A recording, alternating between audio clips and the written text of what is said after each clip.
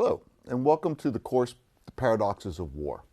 What we're going to do in this class is learn a great deal about war, that's obvious, but more importantly, we're going to see how war can serve as a mirror for a society. We're going to see how war can be a topic of sociological analysis, and how through the analysis of war, we can better understand our societies, who we are, what have become, and some of our future. But before doing that, I'm going to show you a set of images, because I think these illustrate some of the paradoxes that we're going to be talking about. So I'm just going to show you a few images that are negative in a sense, then I'm going to show you a few images that are positive, then I'm going to ask you to do a little bit of a web search with some terms because we're not allowed to show those images. But let's just start. So we start with this. Now this is an interesting photograph because it depends on your point of view. If you are a German, let's say in World War II, this is an expression of power. This is a German soldier, almost a knight on his horse, and he is imposing himself on some battlefield. Obviously, from the point of view of a Russian soldier, a Polish soldier, an American soldier, or a French soldier, an English soldier, this is not going to be such a positive image. They're going to see it as an imposition of violence. They're going to see this tank not as some majestic modern version of a horse, but rather as this mechanical piece of evil, a mechanical piece of destruction. Here's another image. You see, and this is an interesting image because you see this man, he's about to get shot, obviously, and what I want you to look at is not just his expression, but the casualness of the man behind him, probably an officer. I'm guessing this might be a Russian soldier based on the uniform. But the man who's tying him to this stake that's going to lead to this man's death is calmly smoking a pipe. In a sense, so war has this element of incredible brutality, often the self-inflicted brutality, but also done with a certain casualness, with a certain familiarity, as it will. Here's another illustration of sort of the horror and destruction of war. This could be from 1,000, if not 100,000 photographs from World War I. These are, I believe these are French soldiers based on the helmet, and they have all died after having tried to go over the top. They have been shot even before they made much progress, and now are lying in the trenches. And I want you to consider this is a classic image of war. What we see is human beings as wastage, human beings as just been discarded and having suffered a great deal. Here's another image of war. This is from the Katyn Forest.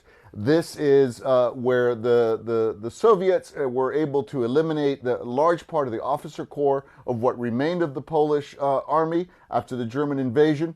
Of course, the Soviets accused the Germans of having done it. The Germans accused the Soviets of having done it. And only after 1989 we were able to confirm that Soviet NKVD troops had been responsible. What I want you to focus here, other than the horror, is the organization of the bodies. This isn't a random placement of bodies. This is they're in rows and files. There's a geometric pattern to this.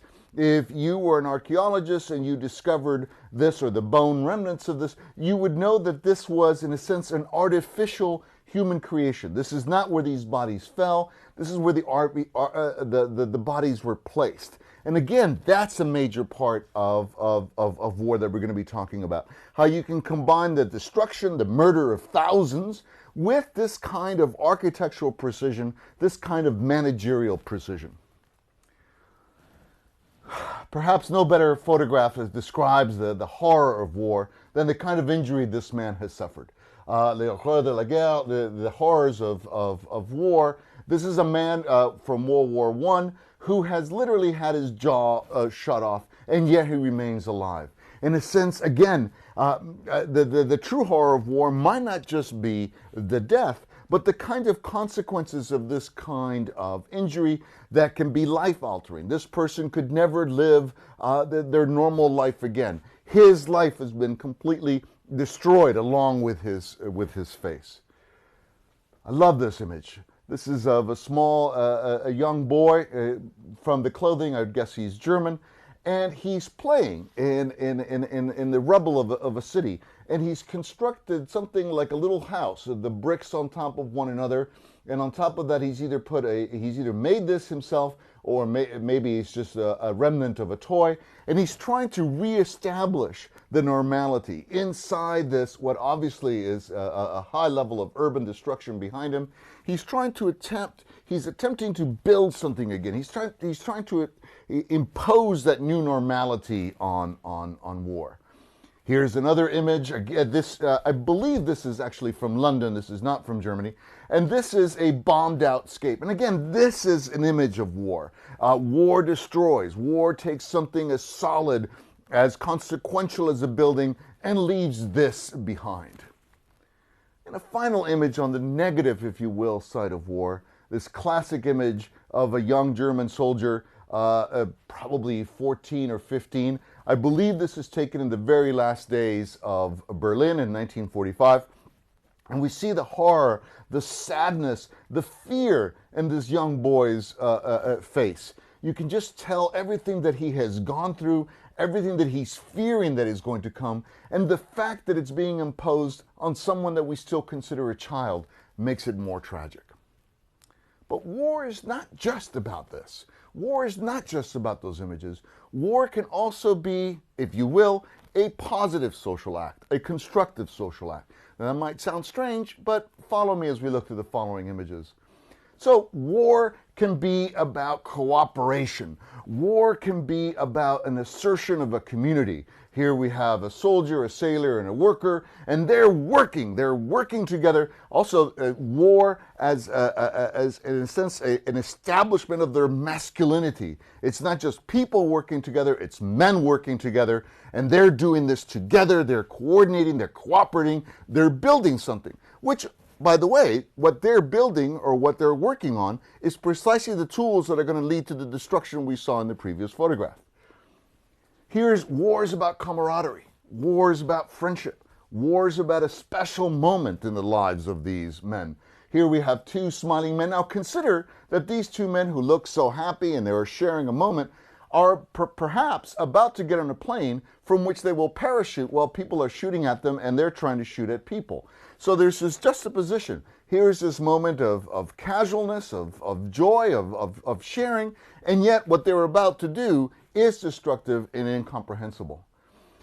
War is about love. War is one of the few spaces where men, prior to the last 20 or 30 years, could publicly express their love for one another, could talk about their affection for one another, could talk about their bond with one another. So war is about the kind of hatred we saw in the first photographs, but it can also be a moment of love. It can be a moment of assertion of a new kind of emotion. War can be a path towards mobility.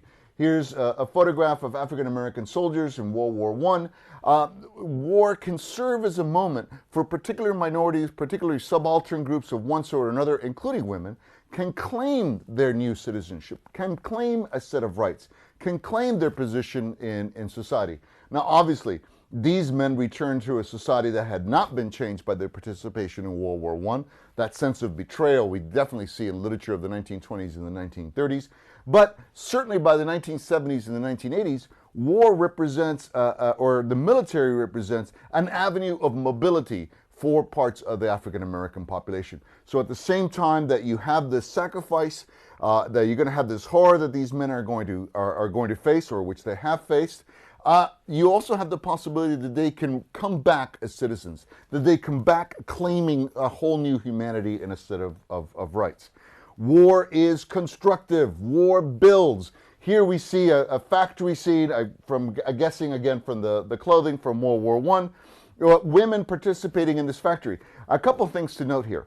One is that war is, again, about this kind of construction. War is about this kind of building. But notice that these are women working on a factory floor, and probably the only reason they have been given this opportunity, this part of the 20th century, is because there's a shortage of men. So the shortage of men, which again is leading to destruction, is leading to death, enables these women to, in a sense, break some barriers and climb into a new position from which they might not have escaped had it not been for the war. War, again, is about production. Think about, certainly the American way of war, if you will, is very much about outproducing the enemy. It is about getting all the resources of society together and pouring them forth and allowing those kinds of resources to come together to destroy the enemy. War is a very good thing for parts of the economy, particularly if it's not being fought on your own ground. War is about unlikely friendships. War is about relief. This picture, I'm guessing, is from the meeting of the Soviet and the American armies at the Elbe. And this man's face in particular, the relief, the gentleness with which he's holding his American equivalent. This man also looks quite happy. The Americans certainly are smiling. Here's a moment of celebration. We have beaten Hitler. We are together. We have survived. And it's also very interesting that in a few months' time, these two armies are going to be facing each other as enemies. So war is ephemeral. It can, at one point you're allies and you're hugging each other and you're celebrating this. In a few months' time, depending on the politics, you will be each other's enemies. War is this jauntiness. I really like this picture because it shows both that jauntiness and that horror of war. Here's someone who has suffered he's a German soldier based on the helmet. He suffered a head injury, obviously fairly serious, yet he's jauntily lighting a cigarette. He is celebrating his moment. He's celebrating the relief that's coming from having been in the battle. So despite the fact that he has suffered this injury, that he is probably in a great deal of pain, he can still nonchalantly smoke a cigarette and sort of smile at the artist. War is about celebration.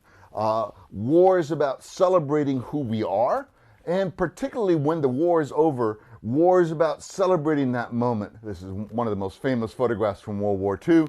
War is about taking that moment and saying, we have won, we have survived, the euphoria of war being over, the euphoria of having survived, the euphoria of realizing that all this effort, all this sacrifice, which has given you meaning, is now over, and you can enjoy that wonderful, almost post-orgasmic moment of victory. War is when society celebrates. When war is a moment where society celebrates its heroes, and as we will see later on, also celebrates itself. What's going on in the victory parade is not just honoring the soldiers, but in a sense of society saying, aren't we fantastic? We have won, we have established, we can dominate, we can control. Now I want to show you three other photographs, but unfortunately for copyright reasons we can't. So what I want to do is I will simply give you this information, and I want you to go and search on the web for the images. And we can begin, for example, with the Mohammed al-Dura incident. This is a fairly famous photograph of a Palestinian man holding his child, his boy, 10, 12 years old. They're caught in a crossfire. And in a series of photographs, actually of video images, you see what looks like the boy's death as a result of this gunfire. A horrific moment. There's no question about it. What's interesting about this, what I want you to think about, especially if you go again on a whole variety of websites, how this photograph became in itself an issue in this war.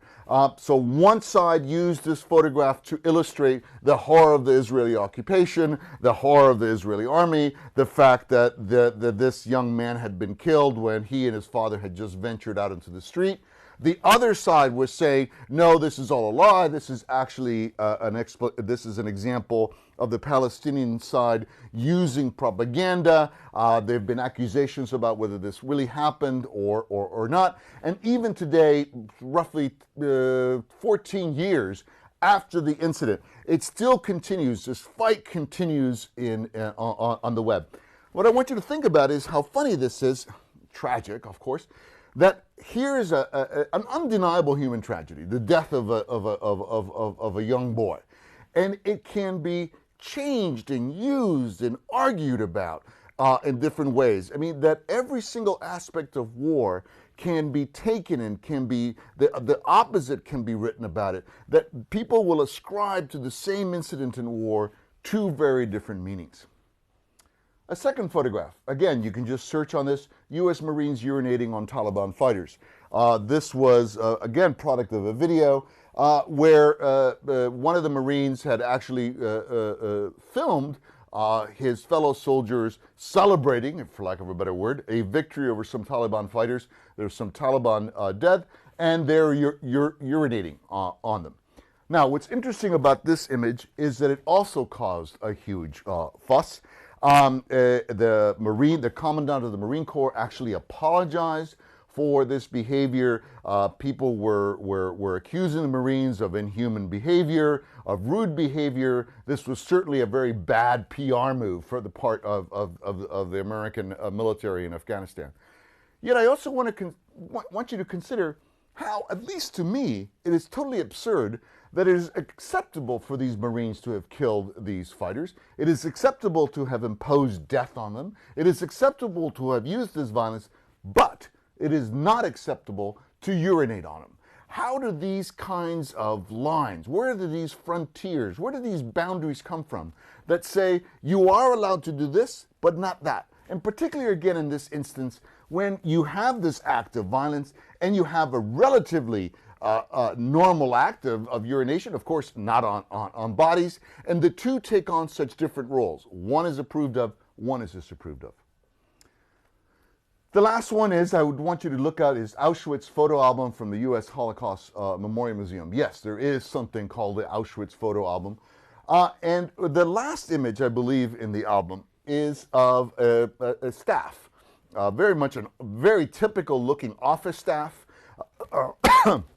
They are on a bridge. They're on some kind of picnic or some kind of staff day. It's not quite clear. One of the men is holding an accordion. Everyone is smiling. Now, this would be a perfectly normal image of any staff picnic at any single organization, except when you notice that these people are wearing German army uniforms. They actually had the death's head on their collars, and they've been identified as part of the Auschwitz staff. In fact, some of the leading perpetrators that have been identified in Auschwitz are featured in this photograph, along with some clerical help. What I want you to consider about this image is an event, one of the most horrific events in the history of mankind, the creation of this factory of death, juxtaposed with this image of normality, with everyone smiling, everyone looking gay, everyone looking relaxed. So the same people who were carrying out this horrific form of destruction, this war, in a sense, on the Jewish race, on the Roma, on dissidents, on the gay population who are perpetrating this violence, can then return to their normal humanity and celebrate on some random Sunday afternoon and look so normal. And again, this is one of the central paradoxes we're going to be looking at. How war doesn't require, war is maybe evil, okay, depending on your point of view, again, depending on which side of it you stand. But war is also being done by ordinary people. That war does not need psychotic madmen. That you can take human beings that in other circumstances might appear totally normal, might appear to be enjoying this random Sunday afternoon, and that they can return from that in the right social context, become the kind of killers that they are.